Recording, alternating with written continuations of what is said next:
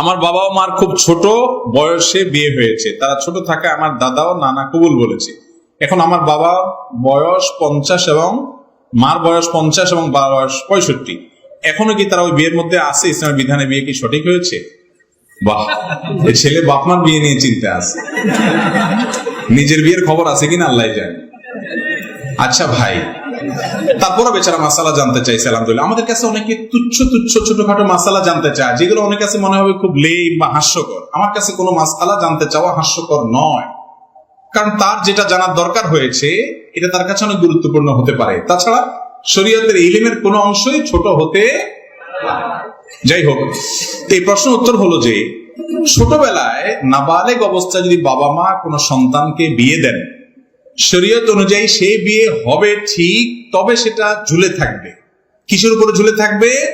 ওই সন্তান প্রাপ্তবয়স্ক হওয়া পর্যন্ত। সন্তান প্রাপ্তবয়স্ক হওয়ার পর বাপ মা যে ডিসিশন নিয়েছিল তাদের ছোটবেলায় তাকে বিয়ে দিছে, তাহলে সেই বিয়ে তার উপরে সন্তান চাইলে অটল থাকতে পারে, আর চাইলে বলতে পারে না আমি এটা মানলাম না বা আমার পছন্দ মতো হলো না। কারণ বিয়ের ক্ষেত্রে পাত্র পাত্রের স্বাধীনতাটা মূল ইসলামে। তাদের যদি ইচ্ছা না থাকে, জোর করে বাপ মা কেন, পুরো এলাকার সব মানুষ মিলেও তাদেরকে বিয়ে দিতে পারে না। এই জন্য বাপ মা যদি ছোটবেলায় কোনো বাচ্চার বিয়ে দেয়, তো সে বিয়ের কার্যকারিতাটা ঝুলে থাকবে বাচ্চাটা বালেগ হওয়া পর্যন্ত।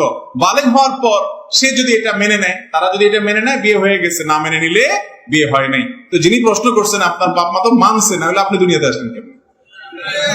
ওনারা তো মেনে নিছে এটা, আলহামদুলিল্লাহ। অতএব বিয়েতে কোনো অসুবিধা হয় না।